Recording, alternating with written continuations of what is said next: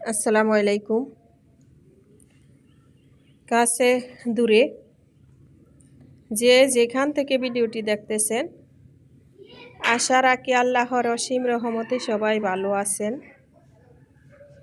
আলহামদুলিল্লাহ, আমরাও ভালো আছি।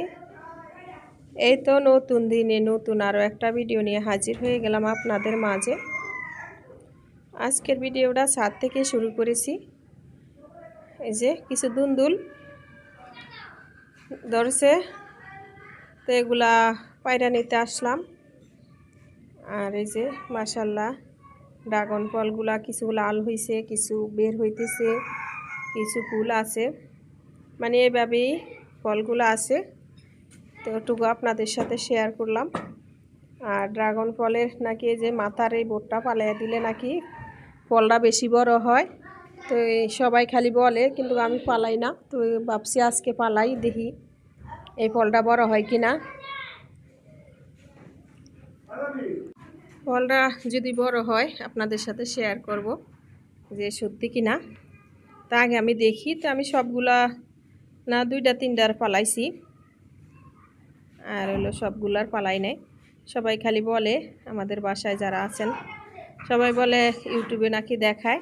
তা আমি আবার এই ভিডিও কখনো দেখি নাই যে এগুলা পালাইয়া দিলে নাকি ফলটা বড় হয়। মাশাআল্লাহ আমার গাছের ফলগুলা বড়ই হয়। এবার বৃষ্টির কারণে ওইলো ফলগুলা বেশি একটা বড় হয় নাই, আর ওইলো গাছের গোড়ায় সার কম, এজন্য। তো মাশাআল্লাহ এখনও দেখেন অনেকগুলা ফল আছে আমার গাছে। আবার কিছু ফুলও বের হইতেছে, আবার কিছু ফুলের পড়ছে। এই যে দেখেন কিছু ফুল এরকম, কিছু ফুল গুড়ি গুড়ি এখন হাবাই বের হইতেছে, আর কিছুটা আবার লই যে দেখেন এই যে বের হইতেছে লাল লাল হইয়া ছোট ছোট। তো মাশাআল্লাহ অনেক পদেই আছে। তো আলহামদুলিল্লাহ অনেকগুলা ফলই খাইছি, আল্লাহ খাওয়াইছে। আর এই যে 2 দিন রোদ হয়েছিল, অসুস্থতার কারণে ছাদও আসতে পারি না, পানিও দিতে পারি না। আঙ্গুর ফল গাছটা ওইলো গাছের পাতাগুলা মরে গেছে, কিছু জেতা আছে, কিছু মরে গেছে। আর মাশাআল্লাহ বেগুন ধরছে, তারপর ফুলগুলা মাশাআল্লাহ কি সুন্দর ফুল পড়ছে। কয়দিন আগেই লাগাইছিলাম গাছটা। তো এটা ব্যালকনিতে নিব আমি গাছগুলা। তো শরীরটা ভালো না দেখে এখন আর নেওয়া হইতেছে না। কি করব না করব, মানে সংসারের রান্না কাজ করে এই দিশ পাই না, আর অন্য অন্য কাজ কি করব। অসুস্থতা থাকলে যা হয় আর কি, শরীর ভালো না থাকলে দেখেন কোনো দিকই মন মানসিকতা ভালো থাকে না। তো এই ছাদ থেকে এসে সব কিছু জোগাড় করে রান্নায় চলে আসলাম। তো কি কি রান্না করি দেখতে থাকেন। আর আমিও আমার প্রিয় প্রিয় ভাইয়া আপুদের কাছে রিকোয়েস্ট করি নেই, প্লিজ ভাইয়া পুরা একটা লাইক দেওয়া ভিডিওটা দেখেন প্লিজ। আমি সবার চ্যানেলে লাইক দেয় আর সবার ফলোয়ার্স করে দেই, তো আপনারাও একটা লাইক দিয়েন প্লিজ। একটা লাইক দেওয়া ভিডিওটা দেখেন। আমি কিন্তু আপনাদেরকে কয় নাম্বার লাইক এটা যদি লেখা দেই হয়তো চ্যানেলের সমস্যা হয় নাকি, আমি একটা ভিডিওতে শুনছিলাম, এজন্য আমি লেখা দিই না। নইলে আমি আপনারা যদি চান আমি প্রতিটা ভিডিওতে লেখা দিতে পারি যে আমি কয় নাম্বার লাইক দিয়েছি আপনাদেরকে। আমি একটা ভিডিও লাইক ছাড়া দেখি না, একটা ভিডিও যদি বিশেষ করেন। আর আমার ভিডিওতে ওই আন্দাজে বেশি হয়তো অল্প কয়টা লাইকের ব্যবধান হয়, সবাই না, কিছু কিছু আপুরা আছে হয়তো মনে থাকে না লাইক দিতে। তো এই অনেকটি হলো কি বলবো, মানে অনেক ডিফারেন্স। 1000 লাইক 2000 কমেন্ট, তাইলে কত ডিফারেন্স আমার ভিডিওতে। তো আমি তো কেউরে লাইক ছাড়া দেখি না, এই জন্য সবার কাছে রিকোয়েস্ট করি প্লিজ আপুরা কিছু মনে করেন না, ক্ষমা সুন্দর দৃষ্টিতে দেখেন কথাগুলা। আসলে চ্যানেলের সাথে এইভাবে বলতে বাধ্য হলাম। আমি কিন্তু আপনাদের সবার ভিডিওতে লাইক দিই, কারণ আমি সবার কাছ থেকে চাই যে আপু ভাইয়ারা প্লিজ একটা লাইক দিন। আর আমি যদি অন্যকে না দিই তাহলে কীরকম হয় বলেন। তারপরে সবাই সবার কাছ থেকে ফলোয়ার্স করে চান, তো আমি যদি আপনারে ফলোয়ার্স না করে দিই তাহলে আপনি আমারে, তা আমার আপনাকে বলার কি মানে হলো। তো এই জন্য নিজের বিবেকে খারাপ লাগে কাজ করে যে আমি একজনের কাছ থেকে চাইতেছি আর আমি হেরে দিতেছি না, তাইলে কীরকম লাগে না। এজন্য সবার ভিডিওতে ফলোয়ার্স করে দিই আর সবার ভিডিওতে লাইক দেওয়া নেই। আমি প্রথমে একটা কমেন্ট করি আর লাস্টে একটা করি, আপনারা সময়টা মিলিয়ে দেখেন যে আমি কীরকম। আসলে আমি তো কাজ করি, ব্যস্ততা থাকি, তারপর আবার শরীরটা ভালো না। আমি কাজ করতে করতে বেশিরভাগ সবার ভিডিওগুলা দেখি। রাত্রেও দেখা গেছে মেয়ে নিয়া পড়াতে বসি, ছোটো ছেলেরে পড়াতে বসি, ওই সময় ভিডিওটা সাইরা দিয়া সাউন্ড কমাইয়া দেই। প্রথম লাস্টে 2টা কমেন্ট করে নেই। এরকম করে আমি সবার ভিডিওটা দেখি, আপনাদের মতো সাজিয়ে গুছিয়ে। আমার অনেক প্রিয় আপুরা কত সুন্দর, মাশাআল্লাহ, অনেক সুন্দর করে সাজিয়ে গুছিয়ে কমেন্ট করে, আমারই করে, কিন্তু আমি পারি না ওইভাবে। তো আপনারা আসলে কি ভালোবাসা, ওই যে মানুষ বলে না, ভালোবাসাটা সব দিক দিয়া মানে কিছু কিছু ভালোবাসা প্রকাশ করা যায় না, আর কিছু কিছু ভালোবাসা প্রকাশ করা যায়।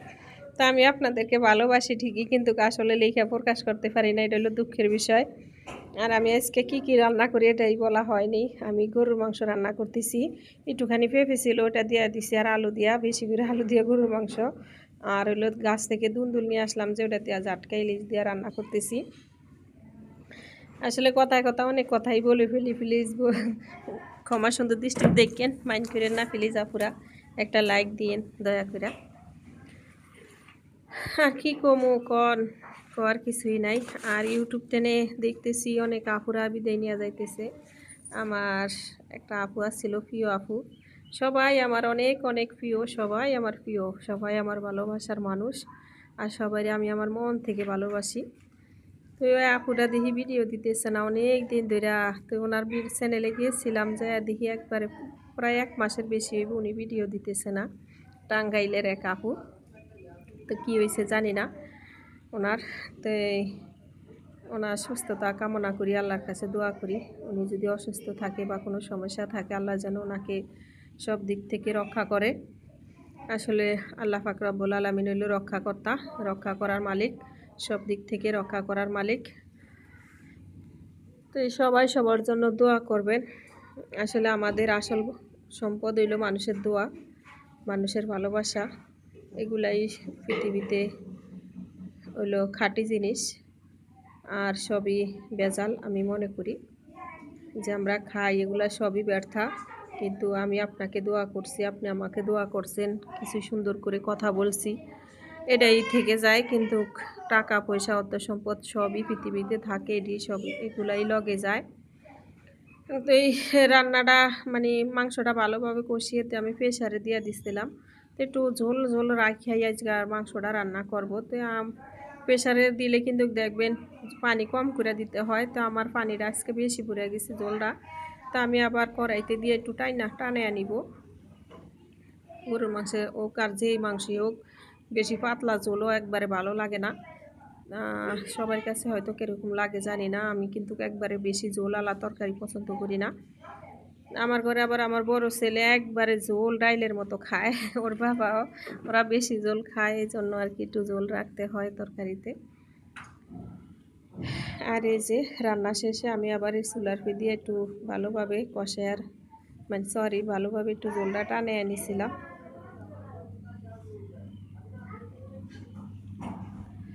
আর এই যে ডায়াবেটিসের মানুষ নাকি সাজনা পাতাই ওদের একমাত্র মানে ওষুধ।